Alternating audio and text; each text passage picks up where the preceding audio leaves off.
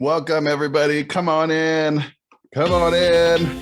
Oh, look at that. It's Dan Fail. It's Jim Bob. Gisela. Get with it, everybody. Come on. Give me a little something. Give me a little. Oh, that was not nearly. Oh, okay. Gisela looked good. Hey, Vet. I saw you moving. Dan, those moves were poor. Those were poor moves.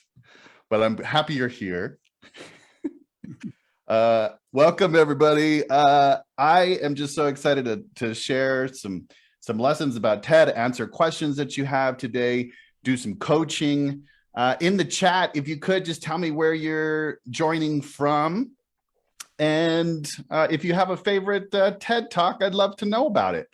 Pop that in there. Let me see it. All right. Sedona, I love it. Coming in. All right. We got a lot of folks pouring in. I love it. Oh, wonderful. Baltimore. Oh, of course, Brene Brown is your favorite talk. I love it. I love it. I love it. Keep popping those in there, y'all. And throughout, you can just stay active in the chat. Let me know if anything's going on. I'm going to go through first just some very common kind of questions that come up. And so I'm just going to share my screen here and just share my slide deck with you, and we'll go through. And then at the end, I'm going to take questions. I'll do some coaching, and whatever it is you all need, I'll stay as long as I possibly can. So let's go ahead and do that. All right. All right, y'all. So here's what we're going to cover today: the TED mission and how to apply it, how to easily find TEDx sites that are seeking speakers, and how to write a powerful TEDx talk and through line. I'll go through through line because it's an interesting term. Not everybody uses that. It's kind of like your thesis statement. And a lot of applications for TED Talks don't have that, and that's the number one reason they don't get selected. And then I'm going to show you kind of what a winning application might look like. And so a little bit about me. I actually started off as a stand-up comedian, everybody. That was my first career. I started when I was 19. I got a chance to tour with George Lopez, Kid and Play. I was on Comedy Central. And I did that for about 12 years. I was full-time doing stand-up, and I was in film. I was an actor. And I just sort of lost the love for my audience. I wanted a deeper connection. And what I found was that really coaching and teaching people to get to the stage of their dreams like really became my new passion. And so I started off teaching a comedy class, and then that moved to public speaking and ultimately to my TED Masterclass. And now I have a mentorship program, and we've had incredible success, had hundreds of people land talks through my program, and just really have been amazed by the messages that we've been able to spread, and also to help people's businesses grow. So I truly believe, giving a talk can change your life, both personally and professionally. I'm living proof of that, and I want that for you if that's what you want. So I'm just going to try and give as much value here as I possibly can. So what does it look like? So for me, after I landed my first talk, I've done 3 now. After the first one, right away, I was able to book speaking engagements. And that's what I thought, I was going to be like. Everything that I do was speaking. And I was able to get with a speaking agency and was able to charge $3,500 each speaking gig. So right off the bat, I got like a dozen, which was really cool. I did my second talk. I became a TEDx speaker coach for multiple sites: TEDx Colorado Springs, Monash University. The list goes on. And now I'm helping people do that as well. And so you all probably know really successful TEDx success stories, right? Such as Brene Brown, Simon Sinek, Sean Aker, Nancy Duarte. These are all folks that did a TEDx talk in their local community. Brene Brown's from Houston. She did the Houston one. It was the right message, the right talk at the right time, and it completely changed the course of her career. And we all know that talk and have been impacted by that talk. I think it's got almost 80 million views now. So TED Talks work. They drive interest and they create impact. That's why we're here. Okay. So before we get started, I'll just tell you kind of a few things. I'm going to challenge some common beliefs about how to land a TED Talk, and I'm going to give you some super duper simple steps to submit your application and get going. I'm going to use words like duper because I'm a dad and it's required. I'm going to help you make progress towards landing your talk. I promise that's what we're going to do here today. All right, so first we're going to talk about the foundation of TED and why this matters. So we're also going to chat about how TEDx is different than TED and how to find TEDx sites that are seeking speakers. So let's jump in. All right, the TED mission is right here. We believe passionately in the power of ideas to change attitudes, lives, and ultimately the world. Our agenda is to make great ideas accessible and to spark conversation. So why does this matter? Because it's all about your audience. If you take nothing away except this today, please know that whether you're applying, whether you're writing your talk, whether you're talking about getting a talk, when you pitch anything, it's about your audience. And TED is about big ideas that can change the world. So even if you have a niche topic, even if you serve like a particular community, it's still, everyone has to be able to access it. And that's, I think, one of the things that folks miss.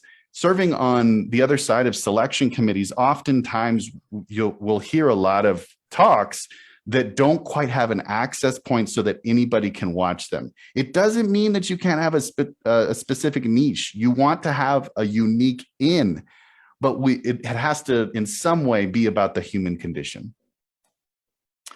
So ask yourself, what are you giving? Is your idea worth spreading? And I don't want you to get too in your head about this, because sometimes we can do that thing where like, oh, I'm not good enough, my idea is not good enough. That's not it. But what you do need to ask yourself is, hey, is this something that can move, that is worth everybody knowing? Am I serving? All right, so here's some facts. So TEDx sites are licensed by TED, but they run independently.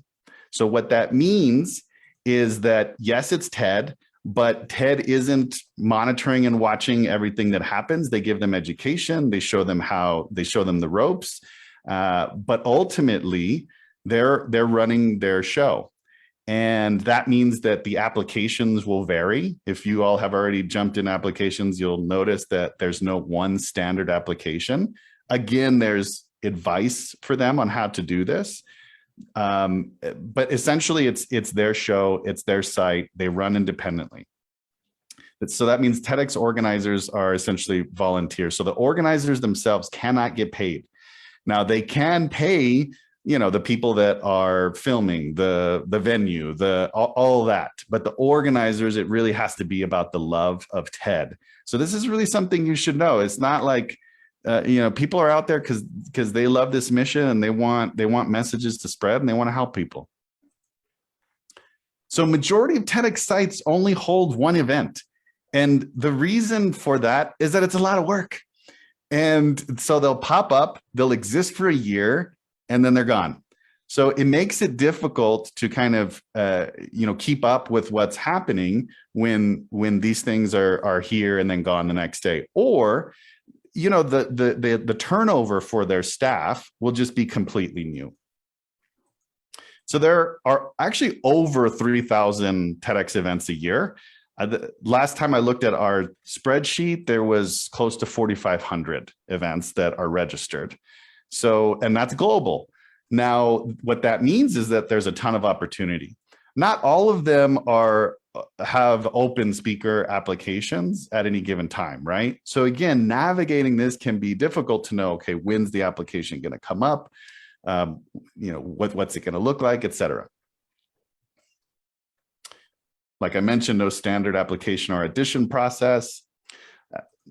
TEDx sites must hold events to keep their license. So what that means is when they get a license, it's a license for their flagship event.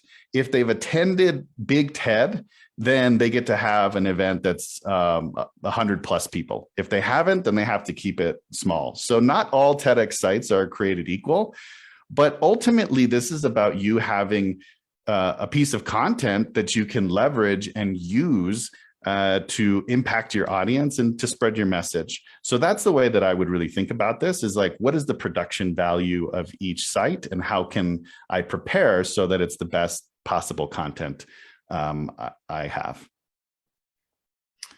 Now, there's a studio license, as you all have probably seen. There, essentially, when the pandemic hit, TED created a studio license, which allowed TEDx sites to opt into another way to still hold an event. And some of them have a virtual event, or they can just do kind of like ad hoc, one-off studio licenses. So what that means is you could apply, and this happened to me in my last talk. I applied for an event. I didn't get it, but they said, hey, we really liked your application. Do you want to do a studio talk for us? And I said, great, sure. Yeah, let's do it.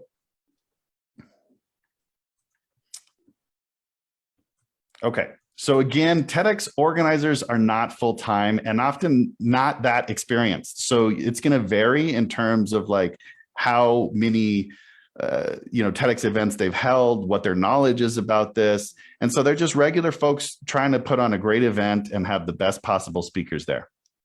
So be patient, be kind in this process. Try to make their jobs easier. I mean, that's really, the worst mistake that you can make is treating it as though like, hey, how come you're not listening to me? I've been trying to contact you. So just follow directions in their application, look for the website for updates. Sometimes the website won't be updated and you just kind of got to, go with the flow. I would not blow up their inbox, okay? I would not go and friend them everywhere and, hey, LinkedIn, hey, listen, have you seen my application? I submitted it. Now, that does not mean if you have a connection to someone, maybe who did a talk at a site or who knows the organizer, it's okay to leverage your relationships and say, hey, friend, would you mind just connecting me with that organizer where you talked, and maybe I'd just let them know that I'm interested and I can get some, some advice or some feedback. We can leverage those relationships. I'm just saying that don't go pestering because it's not actually gonna help. Lose the ego and let your idea lead. I mean, ultimately, if you have an amazing idea, you will land a talk. And if it's communicated with brevity and power, you will land a talk. All right, so here's how to find the TEDx sites that are accepting applications. This is the TED.com site, and then you go /TEDx /events, and they list them all here. So these are all the registered events that will be happening, right? From licensed TEDx sites. Now you can see they're all over the world, and there's a ton of them. So then what you got to do is you got to zoom in. You got to say, hey, I live in Colorado. What's happening there? TEDx Mile High. Awesome. That's a great site. It's been around. It's one of the older ones that has carried over, and they've actually been able to monetize it. So it's a great site. So I would click there, and then I would go and see what's happening. Now, sometimes when you click on their little profile here, they have information. They might have the organizer. They might have the contact info and the next date listed. Sometimes they don't have anything. It's just this, right? It's like, okay, well, here's the date of the next event. But then you got to go find their website and start digging a little bit more. And so on the TEDx Mile High site, this is what it would look like. This is their page. You go, you look at their speaker section or the audition page, and you see what's happening. Now, for this particular site, applications to audition have closed. Sorry, bump, bump, bump. All right, well, I'm going to sign up for their newsletter. I'm going to follow them on social. I'm going to stay in touch so that I know when they release the next application. All right, here's another example. So all of this is really a ton of work, right? You go, you see this map, there's thousands of sites, and then you start clicking and you're like, oh my goodness, there's already overwhelm. So what I did in my mentorship program is just put together a list of, and right now what I have is essentially every site that has a registered event. And so if you all decide to join us, you get that. You don't have to go searching. It will just be there for you, and you're notified of when the next application is coming up. Easy peasy. All right, so to recap, TED is all about serving the audience and spreading powerful ideas. So focus on your idea and lead with that in all your TED pursuits. Remember, TEDx organizers are volunteers. Be kind and patient.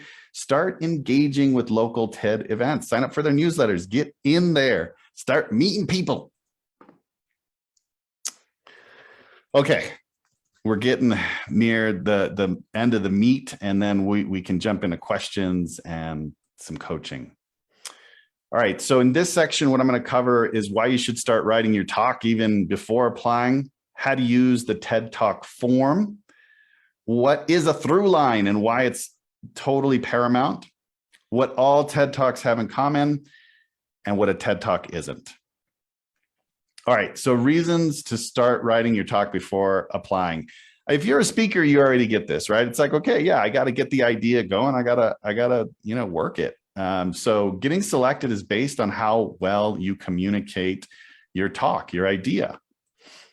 Your idea will likely change through the course of writing it, so you might as well get cracking on that. If you get selected, you might have a short time to prepare. There are some sites that are actually only accepting speakers that already have a completed and finished talk that they can show them.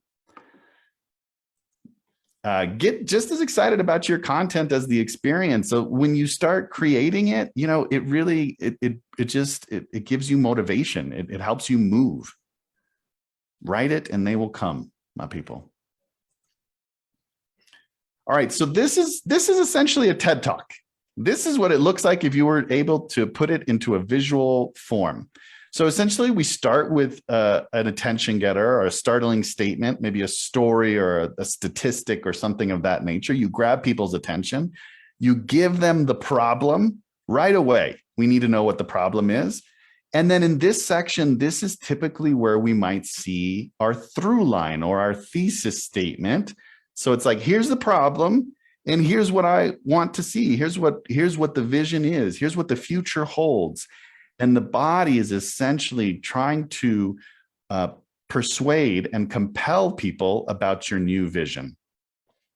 And then when we end, we're sort of paint the picture of this new vision, and we call them to action. We ask them to join us, and there must be some way that they can participate in creating this new vision, this new world that we've created.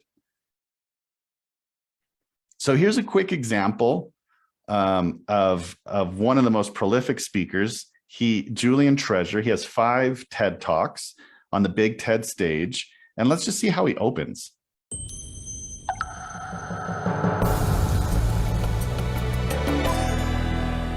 Audio is okay?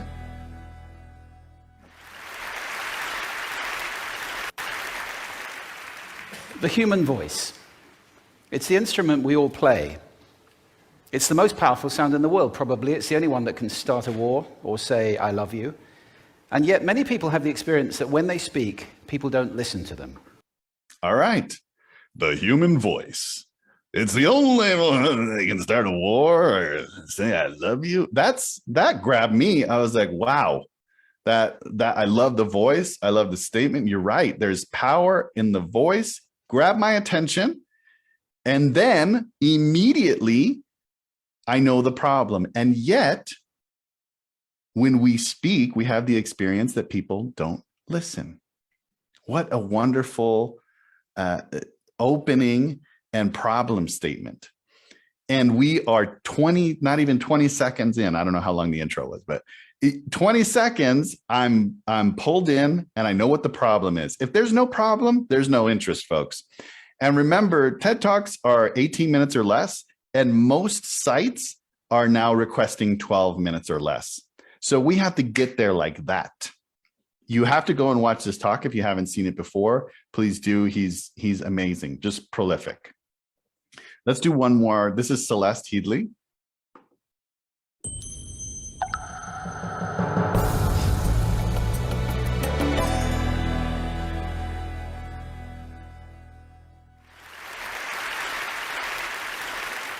right, I want to see a show of hands. How many of you have unfriended someone on Facebook because they said something offensive about politics or religion, childcare, food?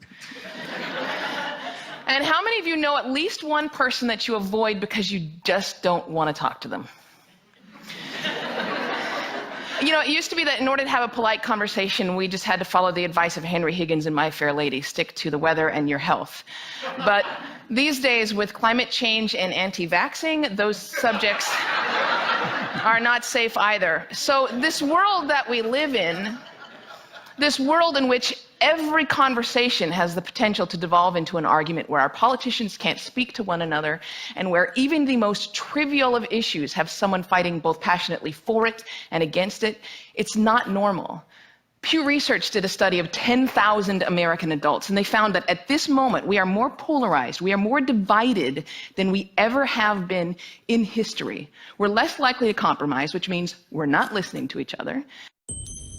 All right. And there's your problem statement. We're not listening to each other. Now, she had a really cool attention getter. How she opened was with a question, right? And you'll notice that that question will include everyone. And that's intentional. And remember, that's not just a tool, but it's also what TED is about. How is it that we can all have access to this information? Why is it that we should all care? So she grabs our attention with a question that's very intentional that links to her topic. And then what she does is she builds that problem. She proves that the problem is big. And then she hits us with the problem statement, which is we're not listening to each other. All right.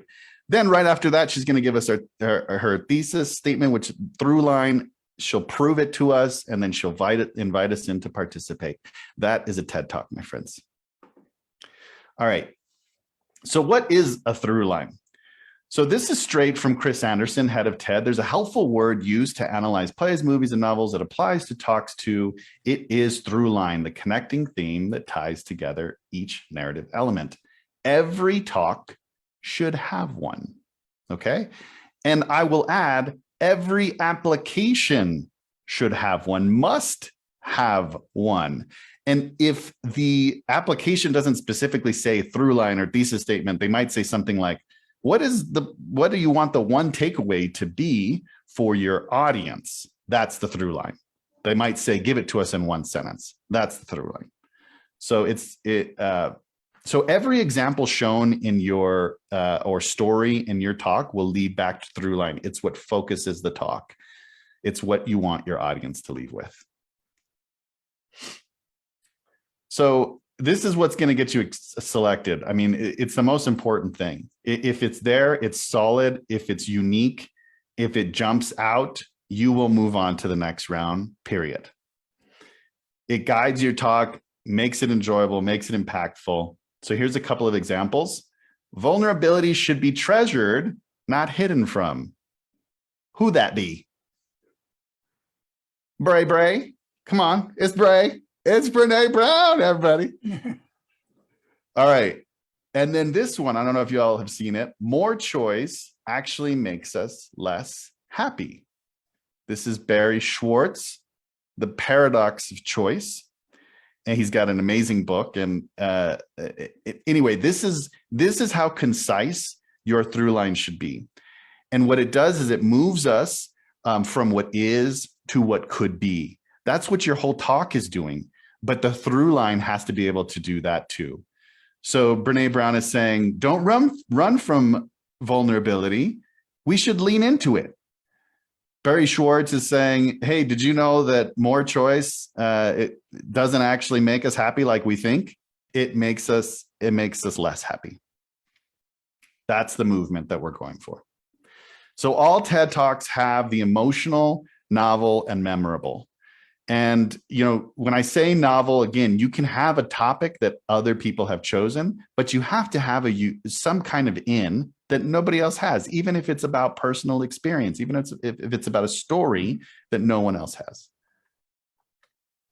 A TED Talk is not a lecture, a motivational speech, or personal story. And this is straight from TED, y'all. So if you're in there applying, going like, I want to inspire people through my story, that's gone.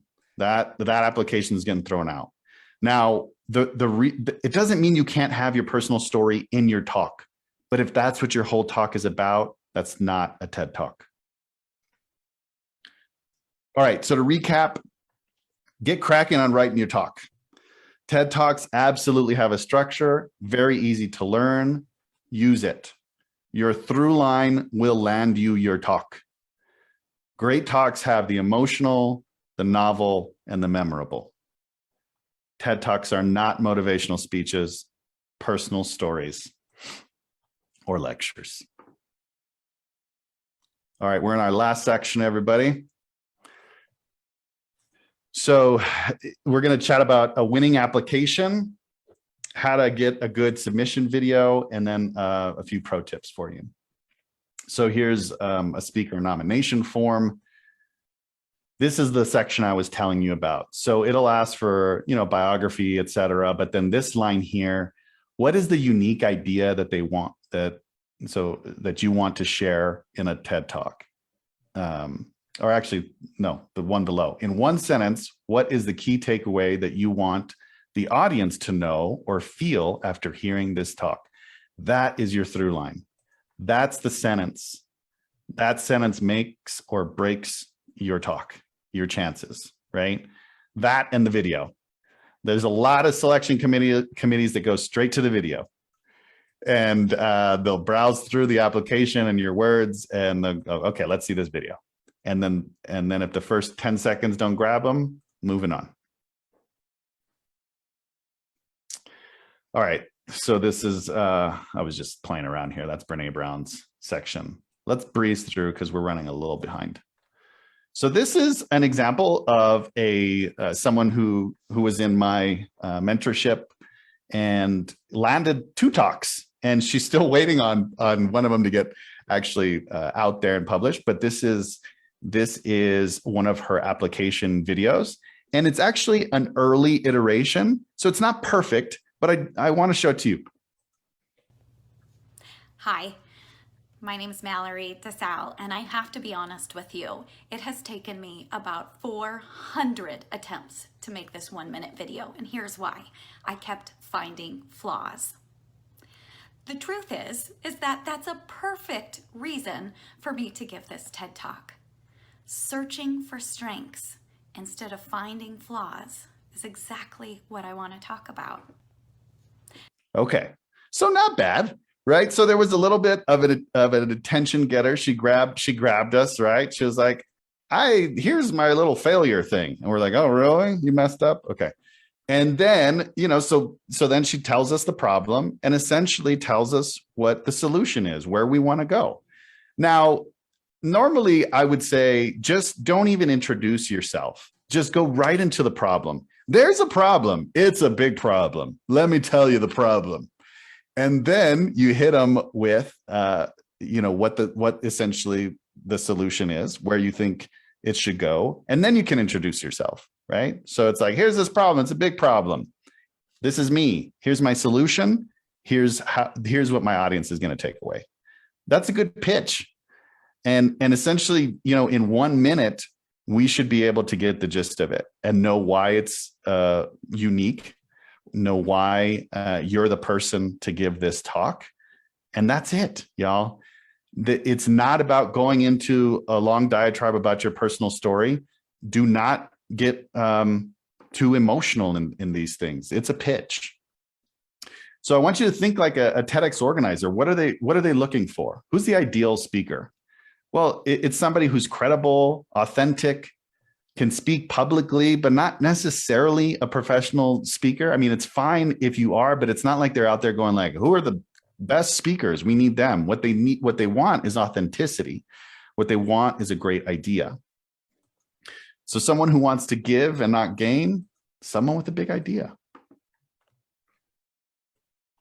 All right, so they might ask themselves these questions. So does this fit into the event theme?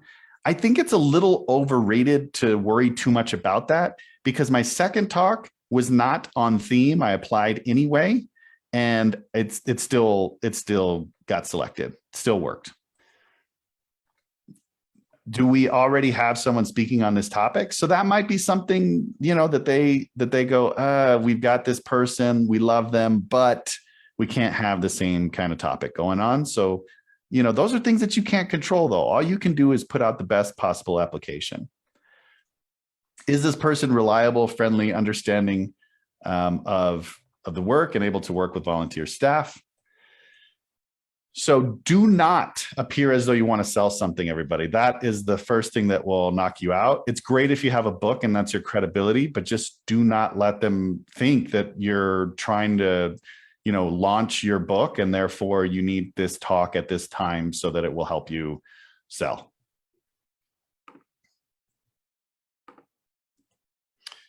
Don't pester those organizers, and do not use language that you wouldn't use in everyday conversation. So especially in that video, don't try to sound like anybody but you. It becomes painfully obvious if it's not authentic. And so you just talk like you would be having a conversation with somebody, you know, at the pub. All right, so recap, do your TED research, know the mission, discover those TEDx sites, right? Start writing your talk, and most importantly, get that through line nailed down. Submit your application with all this above knowledge, and y'all are going to land the talk. I know it. All right, so here's the spoiler, everybody. I want to help you land and deliver your first TEDx talk if you haven't figured that out. My mentor program starts next month. And if y'all want to land it this year, I mean, this is the deal. Like join it. We will do it together. We have 2 monthly calls. You get 2 private coaching sessions with me. You get every application that's coming out. You know about every TEDx site that's out there. You get all the tools you need to apply, deliver, and write your talk.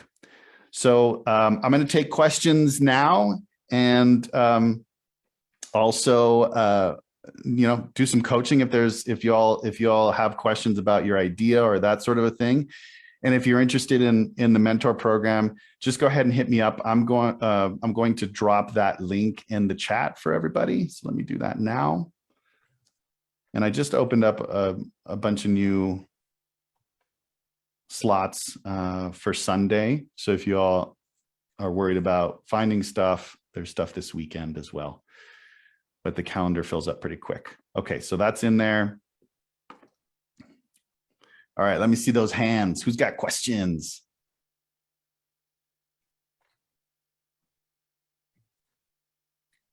All right, Jim Bob. Question. How sophisticated does the audition video have to be? Do you need to have, yeah. What do you see works, what doesn't work? When you say sophisticated, do you mean like tech?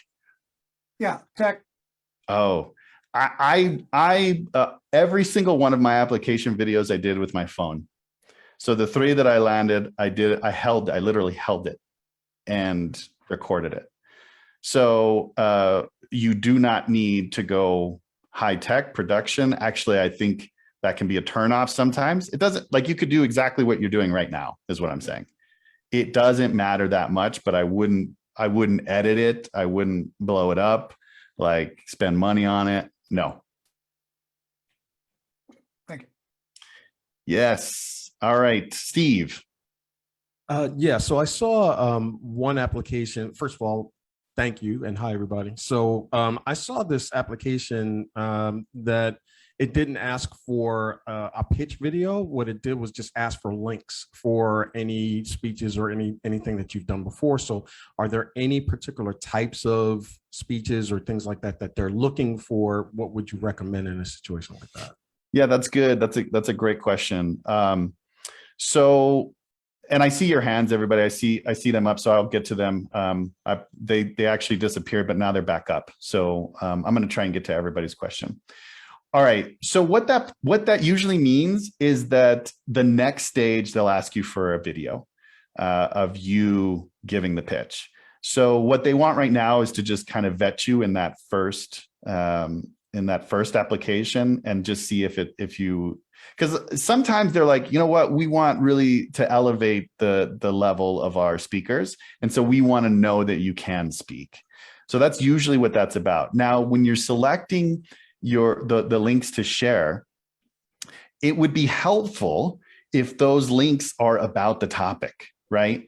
But at the same time, if you don't have that, you just give them what you have. I wouldn't, unless they ask for the talk, right? And there's only like a couple of sites where I've seen that. They're like, we want to see your full talk. It's weird because a lot of sites don't want your talk out there. They want to be the exclusive place where this talk exists.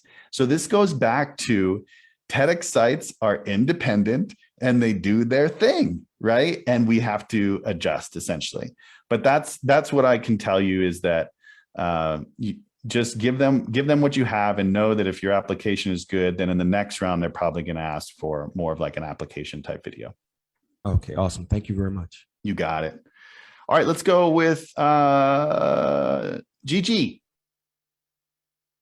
Hi, everybody. Hi. Can you hear me? Yes. So I guess my question is how I have so many thoughts in my head. Of course, that fear sets in. I've been wanting to do this for a long time, and I have some powerful stories. I've done speaking, but basically what I do is I touch, teach, and transform hearts to give people hope and healing. And I do this because of my background, my son being a heart survivor, actually was in El Paso. Oh, wow. And survived his heart break, but I also survived my heartache. I am a former stressed out perfectionist.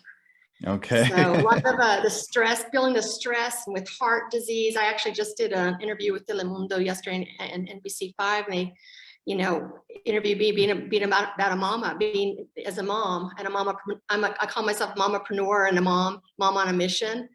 So it's kind of like I have all this in my head, and it's like, of course I have a journal with all these ideas and things, but how do I focus on just one talk? Yes. And what do I, how do I pitch it so that it's impactful and they have that lean in moment? Yeah, good. So, when I work with people for like the idea stage, a lot of times we come forward with, the things sometimes that we think sound good, but really what we need is clarity on what the idea is. So just listening to you right now, like it made me go like, oh, I love that. But it didn't make me say like, ooh, that's a great idea for a TED Talk. Right. And the way that we do that, I think one of the ways I'll tell you is by overlapping areas of expertise. So for example, my first talk was about humor and leadership. And those were two areas that I had interest in and I, learned a lot about. And so I decided that would be my angle. Are there other talks out there that combine those two things? Yes, but not very many. And it was authentic to me. It was true to me. It's what I wanted to do. So I love this idea though, that you have about like heart, like both like the physical heart and, so when you're thinking about your idea, you have to ask yourself, okay, what is the thing that can actually spread and be kind of like tangible? Like, at the end, what do I want people to do with it? What can they go out into the world? And then like, let's just pretend it was about, and I'm not saying this is your case or whatever, but let's just pretend it was about, there's not enough attention on a particular like disease, or maybe it's related to the heart or what have you, right? And you went through this whole thing, and we have the story of your connection to it, but our takeaway actually is something about the human condition, right? What I learned from this experience is this, and what I want you to go out and do is this. And does that help? That might have been too vague, but do you see where I'm going with it? Yes, because I am an expert on heart disease. Okay. But I don't necessarily want it to be like so heavy. And I know there's big facts. People are dying, every 33 seconds. I want it actually to be humorous at the end. I want to add humor, and I want people to have happy hearts. Okay. So I don't know how to turn that subject into something that's fun. I want to be fun and leave people feeling good and, happy. So the first question, and then we'll move on to somebody else. The first question I want you to ask is, what problem are you trying to solve? Well, I think that a lot of people are living with bad stuff in their hearts, and it's causing them pain. So we carry, Stress, be more specific. bitterness, Stress. anger, depression. There's a lot of people who are suffering, and it's affecting their heart. There you go. now. Start And from I'm there. trying to avoid that. I want people to deal with that and have happy, healthy, habits Yes. or solutions so that they can live a better life. You've got the problem statement. Now you can go from there. Okay. Thank you. You bet. Okay, real quick in the chat, Michael said, I just had a book accepted for publication. So while it's done, contract signed, but likely won't be out till summer. How do I handle that till it gets published? If you're asking hey, how do I communicate that in an application? Essentially just say, I got a book coming out, and then give them the date, and then that gives you credibility. Yeah. And I think, just be mindful that, again, that you're not given the vibe of like, hey, I need to sell my book on stage, right? And I'm not saying that you would do that, but I've seen it. So, all right. Okay, let's go with, I see Liz. Hey, Liz. Hi, how are you today? Good. What you got? Okay, so I was playing I always thought grit and hard work were the key to success, but now I believe there's a better way. And I work a lot with mindset, and I talk a lot about mindset. And so that's the direction I was going. But what I didn't understand, and what my real questions are, the story and what I tell or how I build it, I'll build it. But I've never written a talk from beginning to end. That I've just never done that. Yeah. Do you really mean write everything word for word? You want to have at least the foundation of it. Now, there's two schools of thought about how to deliver a speech. And if you were in Toastmasters, they would say, never memorize it. However, a TED Talk is different. And there are certain things that you want to hit and land that you need to know when you're going to land them. For me, I memorized all three of mine. You did. And so, but the reason why the advice about don't memorize it is that it's going to make you appear rigid and like you're reciting it. And that's why, right? You want to be as authentic as possible. However, if you know your talk so deeply, you can be authentic and throw in words here and there that you don't always do. So for me, there's not necessarily a right way, but my advice is for a TED Talk, you memorize it so well, so deeply, you practice it so often, you deliver it many times before you actually deliver it on the stage. And then you go and you're ready and you shine. Okay, I have started reading that Speak Like TED book, and I think they spoke about that in there, practicing over and over again. Okay, and one last thing, back to what Steve said, I saw an application that asked you also to link to videos of you speaking, but it was in the primary application, the original one. So what if you don't have any video of you speaking? Like, I don't have any professional video of me speaking. I mean, I have my Facebook Lives if anybody wants to look at that, but yeah. I don't have professional footage. It doesn't have to be professional footage. It could be a YouTube video, but what I would say is if you really want to do this, you're going to have to go out and do some public speaking anyway. So why not just go do some public speaking and record it and then come back and apply? If How that's do you do that? Because I do a lot of public speaking, but how do you ask to record yourself? Like, are you assuming that they're recording and you ask for a copy of the recording, or do you hire someone to go record you, or how does that work? Yeah, a number of ways. So for me, the first recording I ever had was a presentation that I did at my old job when I had a job at a college campus. And I did a talk on the class that I was teaching there in the theater department, my takeaways from teaching young people humor. And I recorded that, and it was actually already recorded because they wanted it to be able to share, and I just got a copy of it. But I also have a little camcorder, or you can just use your phone.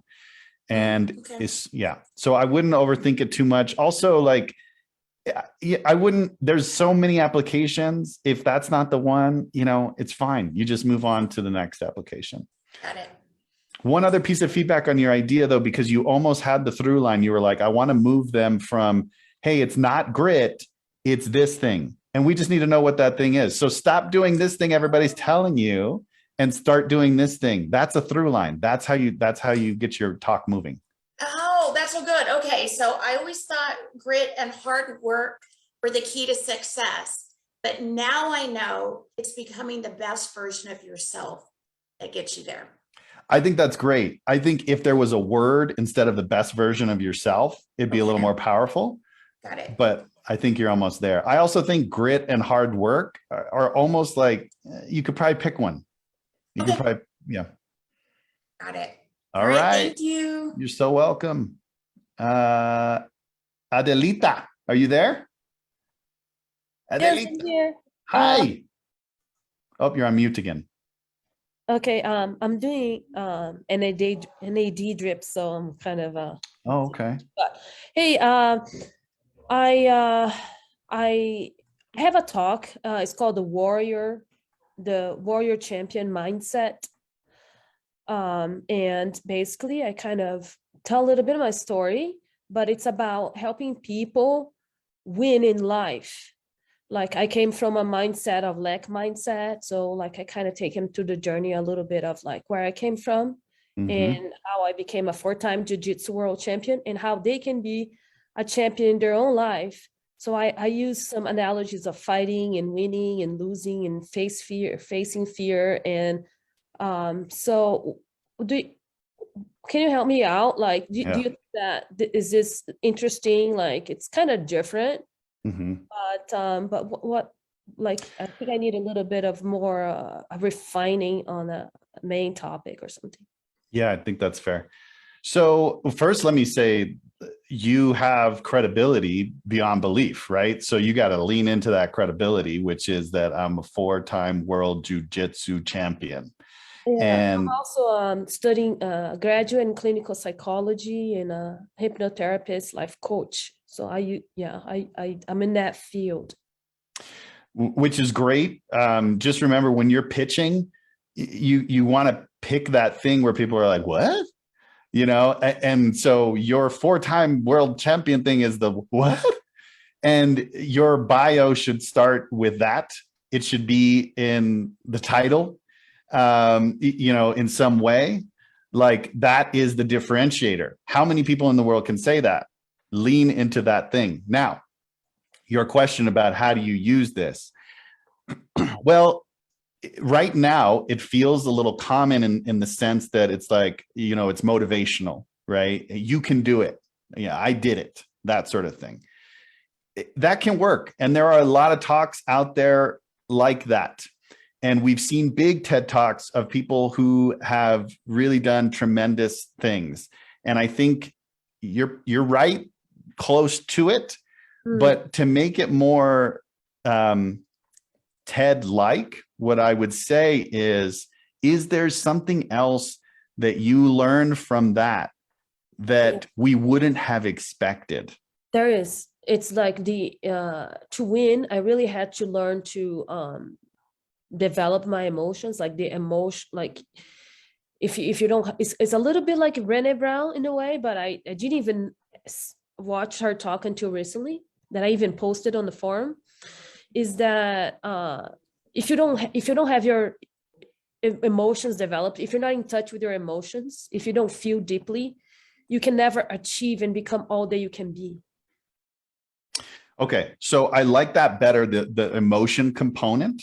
So it's sort of like, you know, your through line would be something like, winning isn't about X, it's about emotional intelligence, or, you know, mastering your emotions, that sort of thing.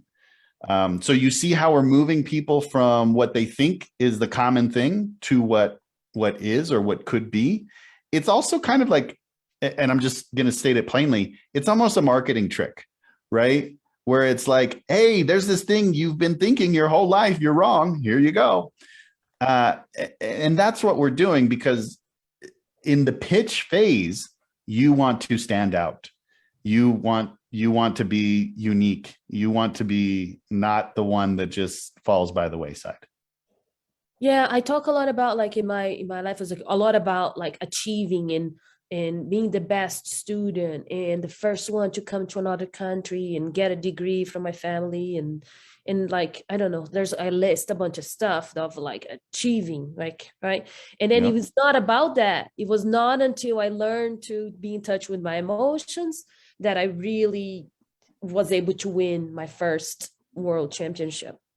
Amazing. So Dan in the chat just said he likes like a black belt mindset, he said.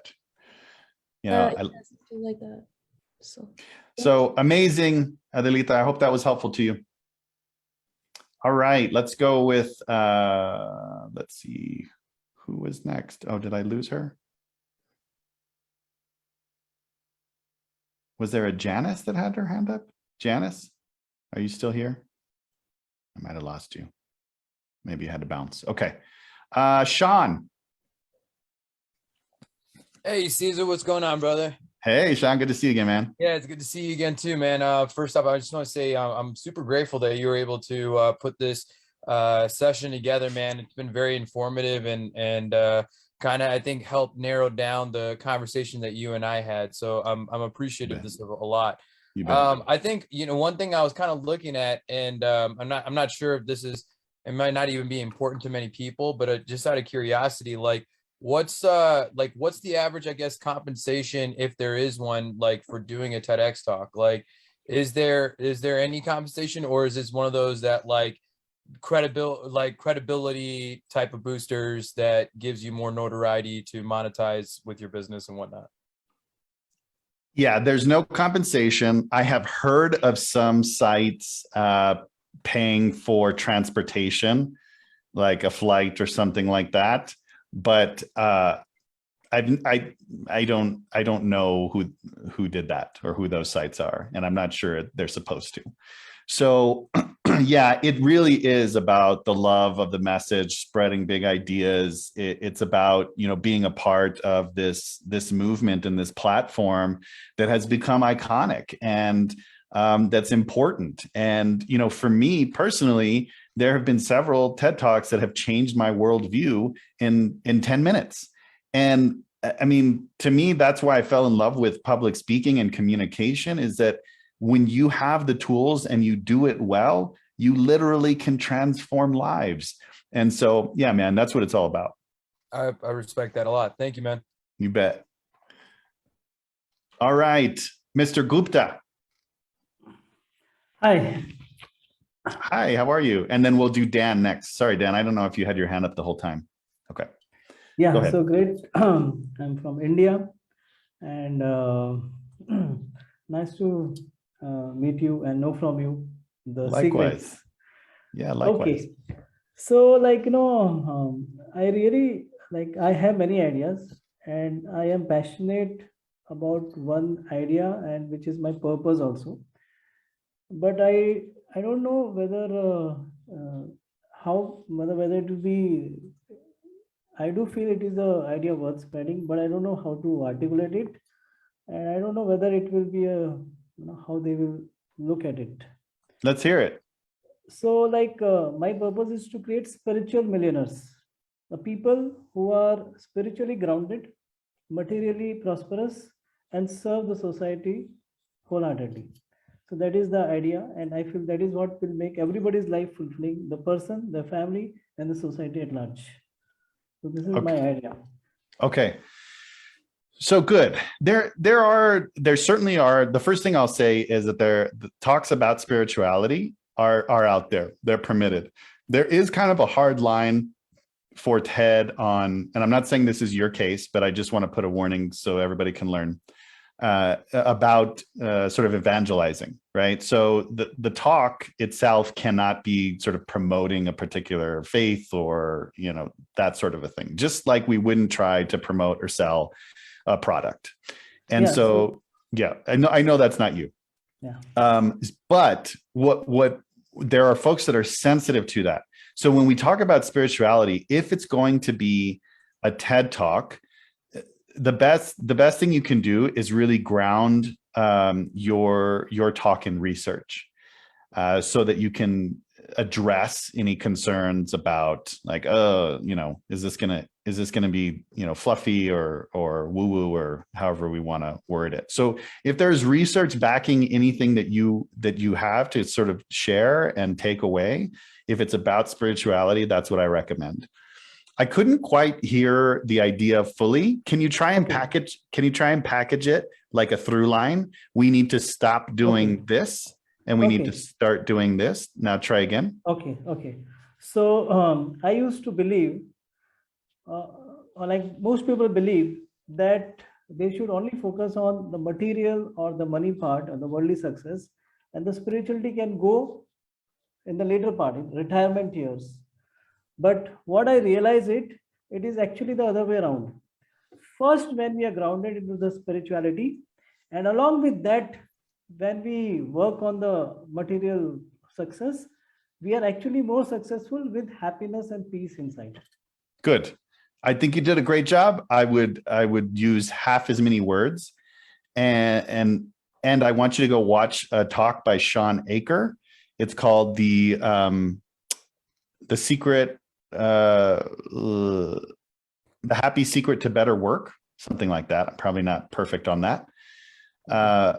But he did research that showed exactly that. People think, you know, and this is the whole movement about positive psychology, but essentially he flipped the narrative and had the research to back it, which was, we think that happiness is a destination. When this will happen, when we get this, then we'll be happy. But what he said in his talk essentially is that, no, you be happy and then those things come, right? So learn how to be happy. There's tools on being happy. When it's proven that happy people, you know, sort of have more success in X, Y, and Z, right? So you're right on track, my friend. Good work. Okay, and one more thing, like if there are like many people, if they're talking on the same topic, then how much chances are that, you know, our talk will be selected? Like it has to be new, or it has to be like how it is goes? Yeah, you know, there's just no way to tell because you're applying to multiple sites and you don't know who else is applying. But what I'll say is this. So a new site popped up, TEDx Manitou Springs, and one of my mentees, Tia Graham, was selected. Actually, she applied. She didn't get the first event, but then they told her, we've got another one coming up and we will get you in that one.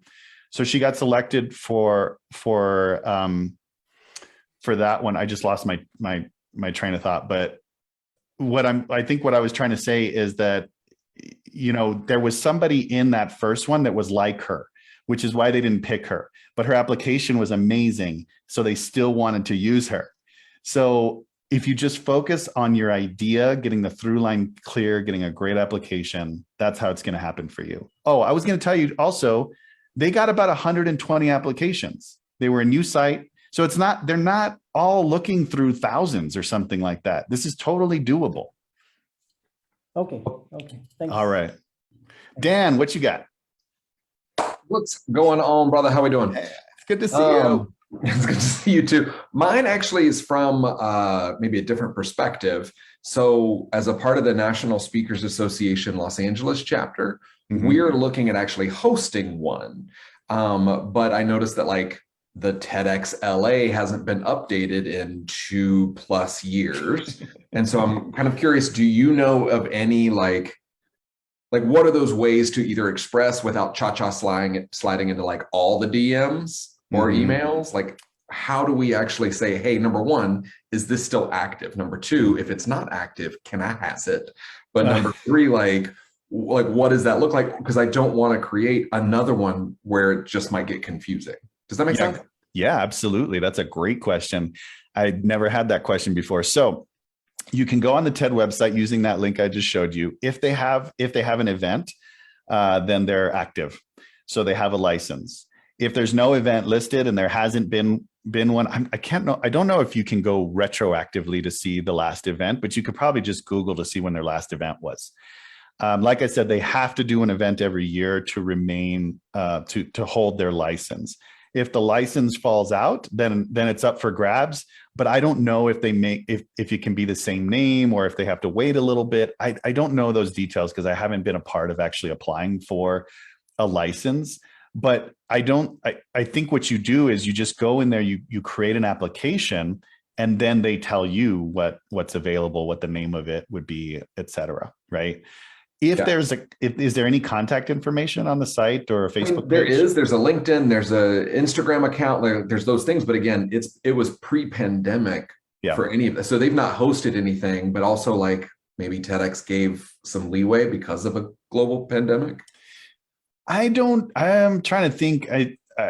My understanding was that they were still asking people to create events, and whether those were virtual or not to hold the license, they didn't want to stop. But I know a lot of folks just decided not to let their license kind of fall off the wayside. But then because they created a studio license, there was all this other new opportunity that was created, just like in other industries, right? So I would encourage you just to message, to try one at a time and see if you get any response. It's not like you're in there going like, hey, I want to speak on your stage. What's going on? Hey, get back to me. It's more like, hey, are you all going to have an event? I'm super interested in like participating or volunteering or whatever. And then see if you get anything. Did you try that already? Yeah, like I did LinkedIn, Instagram, the person running the account. I was like, and it came from a place of partnership or volunteering, not you do it, but you have not done it in a while. Give me, right? Like, So, okay. Yeah, they probably are just are out, or they're planning and they don't want to get back to folks. They don't want the message out there yet. But if you are interested in starting a TEDx site, I would just go into the TED website and start applying. You got a good shot at it. Yeah. Okay, cool. Cool, man. Thanks, brother. You bet. All right, Carlene. Hi, thanks. So I have a really unsexy focus, but I don't know how to dial it in for a through line. And so my question is, one, do they have a limit on words? How many words is in a through line? When you say a limit on words, are you talking about the application or your speech? Well, your thesis statement. Okay. Your through line essentially, usually, if they know what they're doing, they say, give it to us in a sentence or give us a very brief kind of explanation of your idea.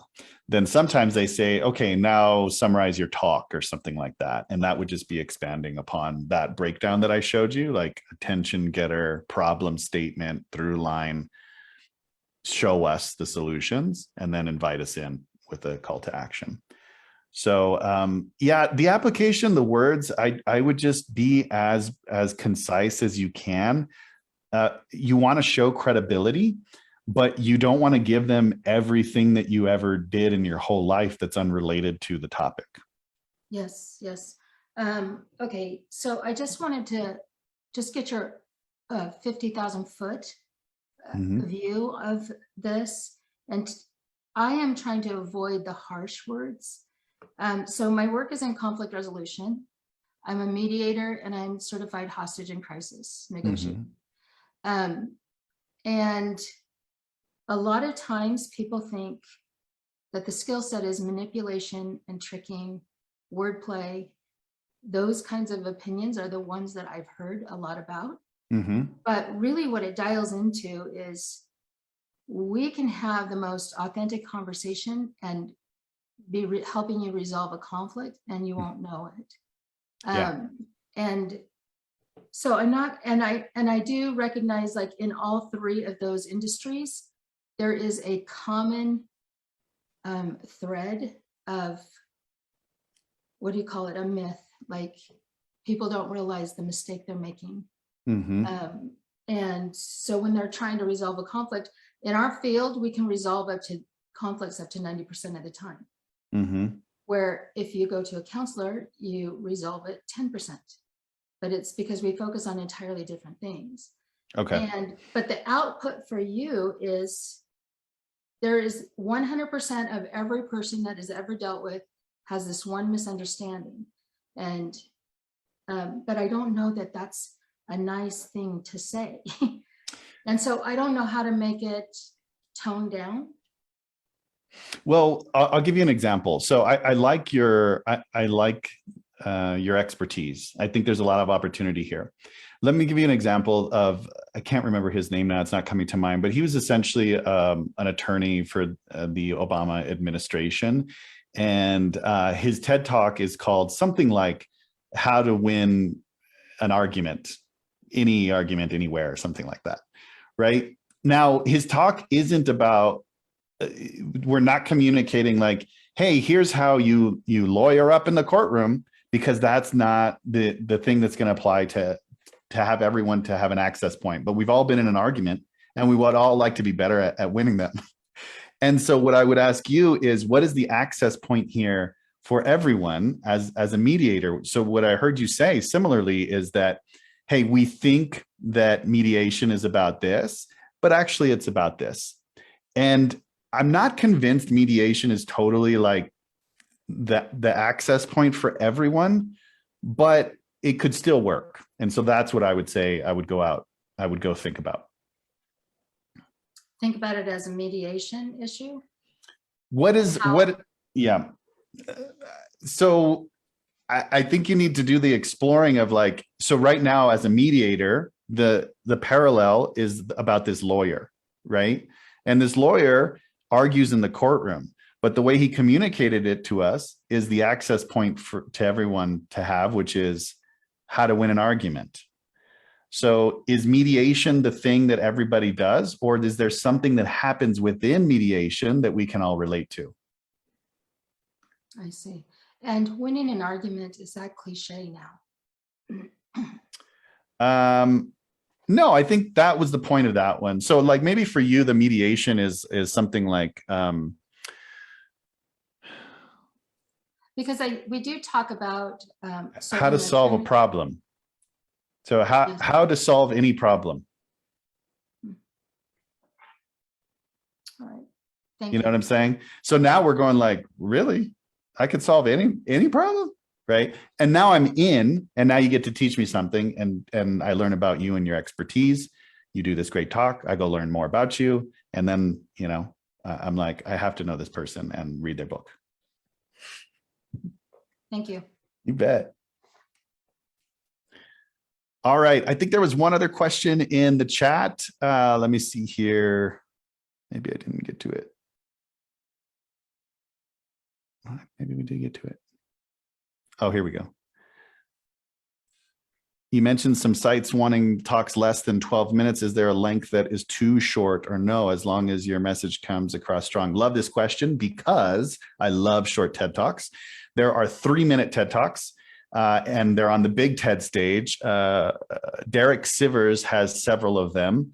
You've probably seen one of them, which is called How to Start a Movement. It's 3 minutes long. He shows this video of people, like somebody going out there and dancing all like nutty. And then they're like the lone wolf and like, look at that nutty person. And then somebody else goes and they get nutty too. And then all of a sudden there's everybody's doing it, right? And his takeaway, the whole point of the talk is that it's actually not necessarily the leaders that start a movement. It's the people that are willing to be brave enough to follow those leaders. And what an amazing, I mean, just, it's like the perfect nugget of wisdom, like with a visual representation. That's a beautiful TED Talk with beautiful storytelling, a beautiful visual, and you can do it in 3 minutes. So one of my talks is 5, another one is 7, and another one is 11. And I knew for sure I wanted all of them under 12. And I intentionally did one at 5 just because I wanted the challenge of it. Very welcome. Okay, Taylor, did you have a question? You know, I kind of did, but I also think that maybe you answered it. But I can ask. Hi, thank you so much for this. You bet. So my work is a bit nuanced. I work specifically with women, and I understand that TED is for everybody. So I want to make sure that I'm bringing it for everybody. But I guess my question was really around like sensuality and sexuality, and what are the do's and don'ts for TED to stay respectful and inclusive? Yes. I mean, there are 2 talks in particular that I can think of that have crazy views, tens of millions of views that talk about sex. And so it's not off topic. And in fact, I think it's kind of, you know, when it's perceived as controversial, it can work even better, right? And so what I would say though is that it's still about the idea, and it's still about the takeaway, and that the topic is great because we don't talk enough about it, or there might be some things that are taboo, or there might be things in there where, you know, people are being harmed, right? And our tendency could be like, don't go there. What I would say is you can approach any topic sensitively where people are still learning something.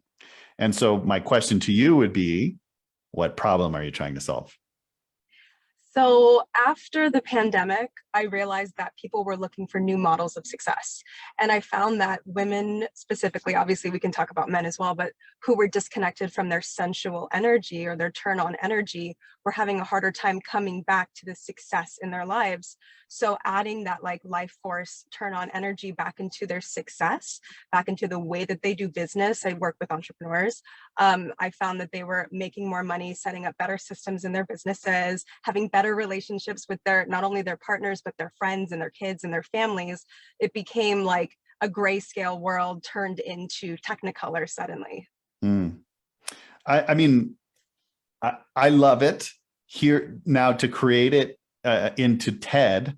And this is anything that has words that have different meanings for different people is going to be tough in a pitch. So things like energy, things like life force they're going to turn people off in a pitch, because it's like, I don't know what this is about.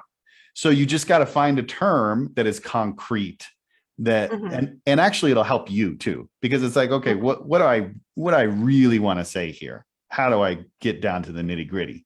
And once you have that, then write the through line and you're ready to go. Amazing. Thank you so much. You're very welcome. All right, beautiful people. I just want to say, like, you know, the TED world and folks that are interested in doing this, I'm always just amazed at how much you want to give and how much you have to say. I mean, I got to meet a 4-time world jiu-jitsu champion today who's in there, you know, rocking it out still. I got to meet somebody from my hometown of El Paso. Y'all are amazing. I would love to help you land a talk this year. And so even if you just want to expand upon, you know, what we talked about today, book a call with me. Let's talk about the mentorship program. Let's get you that talk, y'all. It's in the bag for you if you just follow the steps that we've got in place. So, all right. Bye, everyone.